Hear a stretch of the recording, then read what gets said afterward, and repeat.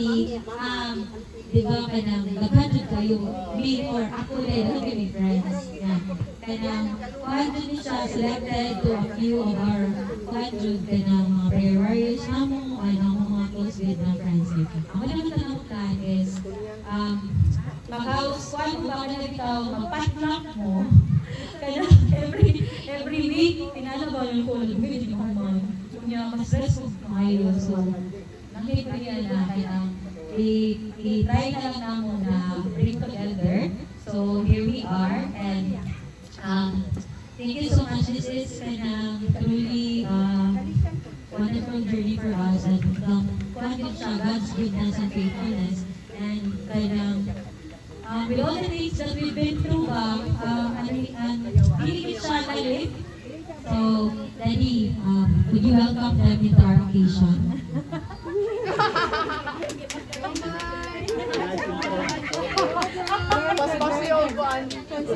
Transition. Good evening, everyone. Welcome to our occasion. Hopefully, you have a good time. And ulit na yung travel kaya hopefully ang dalawa Okay, kasi kabawa naman muna, kuhaan din siya, mga viewers, and ako din na ako kuhaan. But I thank my husband for all the things that he supported ba, kasi review mga RT, and medyo, hindi ni mahitabutan ko, hindi ko niya pasagdaan. Thank you so much, Andy, and alright, so welcome to our celebration, and this is not our celebration, only ours, so in July, but celebration to all of us, and hopefully what gagawin na tatay mag-ating mo sa mga because kuhan siya. This should not be a place na balay lang na mo. Hopefully this could be a place for you too. So welcome and good afternoon. Turn it over. Okay, hello. Good evening.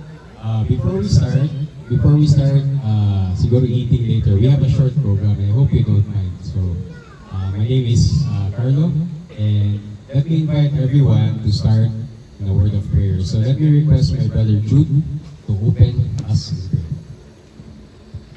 Pinita? Let's pray. Father, the Son, and the Holy Spirit. Our Heavenly Father, we thank you, Jesus, for today that you let us gather in this beautiful house of Mark and Tim. God, thank you for allowing us to gather, and thank you, God, for the hearts of Mark and Queen to dedicate this house, Lord God. May you bless the ceremony, and may you also bless our hearts, Lord God, to be able to be encouraged by the life of Mark and Queen. Let's pray in Jesus' name. Amen. Okay, everybody may sit. Thank you. So today, we will discuss a few things about what it means to have a house dedication. So welcome everyone. So this evening or afternoon, what we will do, si Mark and Trin, is they want to dedicate this property, this house, to the Lord. So let me invite everyone first. As we begin, let's find a working definition of what it is to dedicate. So may meaning of dedicating a property or this house and land to the Lord. So in Greek, there's a word called agiazo, which means consecrate, set apart, to make holy, sanctify. It may be a person, a place, or an object for an exclusive purpose. So house dedication, it is a Christian practice wherein the owners, which is in this case is Mark and Craig,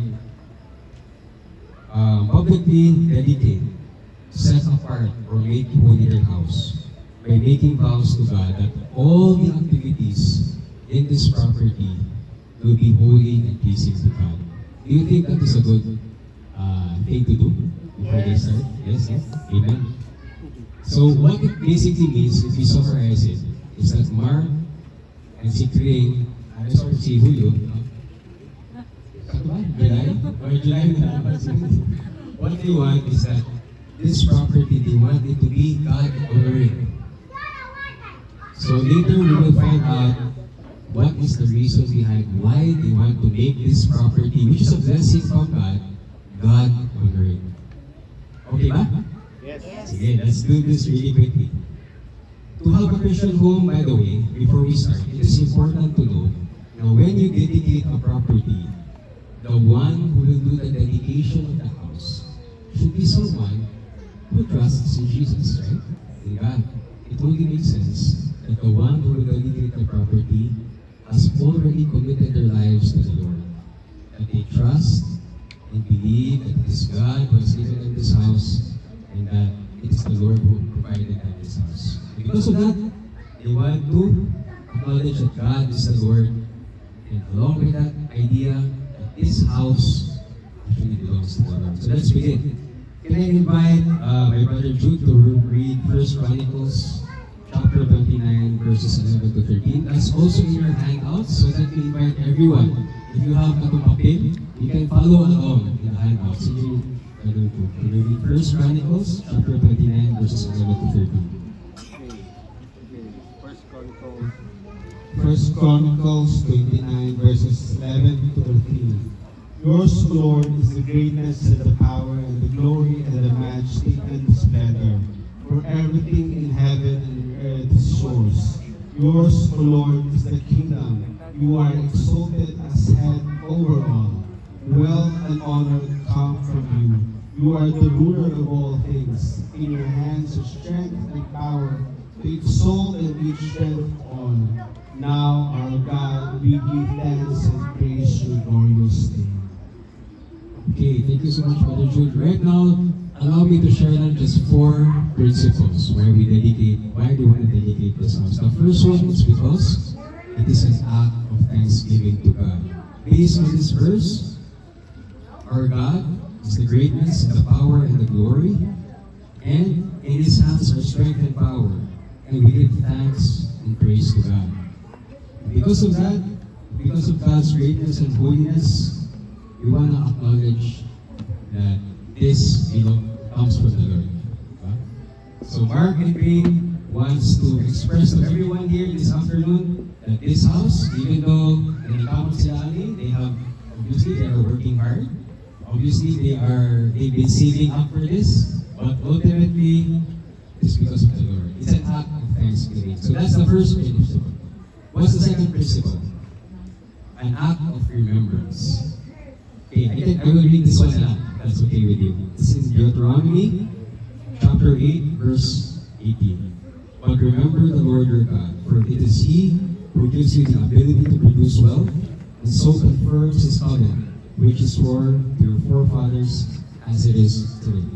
So, what does that mean? All our talents, skills, and energy are God-given. It comes from God.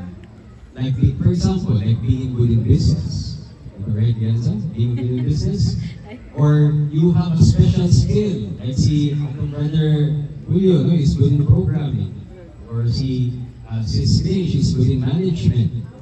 Or you have a field of expertise. Sometimes we might be tempted to think that this house is because of our own abilities solely. But the truth is, it still comes from the Lord. Remember, it is the Lord your God who gave us the ability to produce wealth. So the second principle this afternoon is, it is still God who has produced the ability, given you the ability to produce wealth. So we remember